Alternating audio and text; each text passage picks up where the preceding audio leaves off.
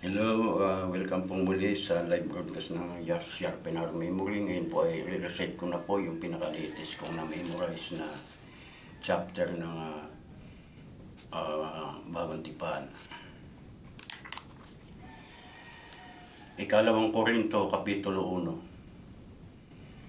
1. Si Pablo na apostol ni Kristo Jesus sa pamamagitan ng kalooban ng Diyos, at si Timoteo na ating kapatid sa Iglesia ng Diyos na nasa Korinto, kalakip ng lahat ng mga banal na nasa buong Akaya. Sumainyo nawa ang biyaya at kapayapaan mula sa Diyos na ating Ama at sa Panginoong Hesukristo. Purihin nawa ang Diyos at Ama ng ating Panginoong Hesukristo, ang Ama ng mga kaawaan at Diyos ng buong kaaliwan, na siyang umaaliw sa ating kapighatian upang maaliw naman natin ang nanga sa anumang kapighatian.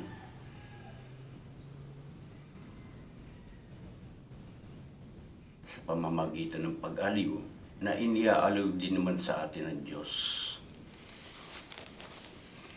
Sapagkat kung paanong sumasagana sa atin ang mga sakit ni Kristo, ay gayon din naman ang aming kaaliwan ay sumasagana sa pamamagitan ni Kristo. Datapwat maging kami man ay mapighati ay para sa inyong kaaliwan at kaligtasan, o maging kami man ay maaliw ay para sa inyong kaaliwan, na siyang gumagawa sa pagdadalit ang may pagtitiis ng mga gayon ding pagbabata na amin namang binabata. At ang aming pag-asa tungkol sa inyo ay matibay, na kung paano kayo ay mga karamay sa mga sakit, ay gayon din naman kayo sa kaaliwan. Hindi namin ibig na hindi kayo mga kaalam, mga kapatid, ng aming mga kapighatian namin na nangyari sa Asya, na kami ay totoong nabigatan na higit sa aming kaya. Ano pat, nawalan na kami ng pag-asa sa buhay. Oo, kami ay nagkaroon sa aming sarili ng hatol ng kamatayan, upang huwag kami magkatiwala sa aming ding sarili, kundi sa Diyos na bumubuhay na maguli ng mga patay.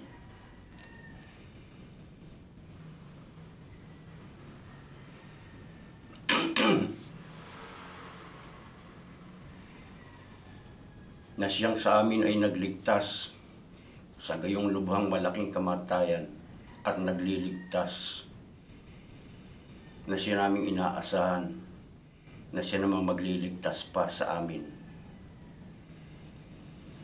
Kayo naman na nagsisitulong ng inyong mga panalangin na patungkol sa amin, dahil sa kaloob na ipinagkaloob sa amin sa pamamagitan ng marami, upang makapagpasalamat ang maraming mga tao dahil sa amin. Sapagkat ito ang aming pagmamapuri, ang pagpapatotoo ng aming buti ayon sa kabanalan at pagtatapat sa Diyos, hindi ayon sa karunungan ng laman, kundi sa biyaya ng Diyos, na kami ay nag-ugali ng gayon sa sanlibutan, at lalong sagana pa nga sa inyo.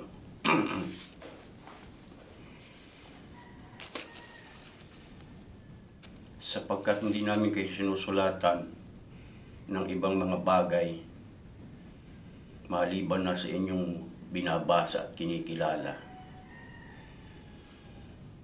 na umaasa ako na inyong kikilalanin hanggang sa katapusan, gaya naman ng inyong bahagyang pagkakilala sa amin.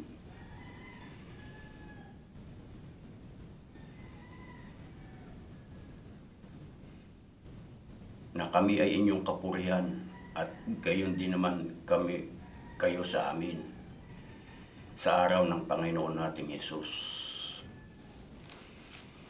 Sa pagkakatiwalang ito, ay ninasa akong maparehas sa inyo upang magkaroon kayo ng pangalawang pakinabang magdaan sa inyo na magtungo sa Macedonia at muling buhat sa Macedonia ay magbalik sa inyo upang tulungan ninyo ako sa aking paglalakbay sa Judea.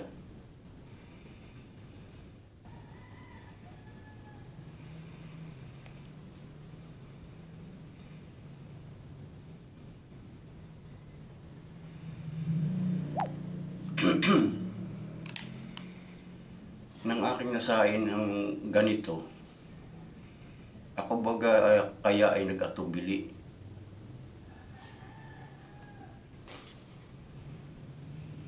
O ang mga bagay-baga na aking ninanasa ko baga ayon sa laman, upang magkaroon sa akin ng oo, oo, hindi, hindi. Datapwat palibasay ang Diyos ay tapat. Ang aming salita ay naging di oo o hindi. Sapagkat ang anak ng Diyos, si Jesucristo, na aming ipinangaral sa inyo, ako, si Silvano at si Timoteo, ay hindi naging oo hindi, kundi sa Kanya ay naging oo. Sapagkat gaano man ang mga pangako ng Diyos, ay nasa Kanya ang oo. Sa Kanya rin naman ay nasa Kanya siya nawa sa ikaluluwalhati ng Diyos sa pamamagitan namin. Ngayon, siya na ang nagpapatibay sa amin na kasama ninyo kay Kristo, at ang nagpahid sa atin ay ang Diyos. At siya naman ang nagtatak sa atin at nagbigay sa atin ng patutuo ng Espiritu sa ating mga puso. Datapwat, ang Diyos ang siya kong tinatawag na maging saksi sa aking kaluluwa. At upang huwag kayong papagdamdamin, ay hindi muna ako naparehan sa Korinto. Hindi sa kami ay may pagkapanginoon sa inyong pananampalataya. Sapagkat sa pananampalataya, kayo ay nagsisitatag. Hanggang dito po muna uli, at sa mga susunod ko po uling video ay papatuloy ko po itong ikalawang Korinto. Maraming salamat po ulit sa inyo. Sa Diyos po lahat ng karangal at kapurihan. Magandang umaga po.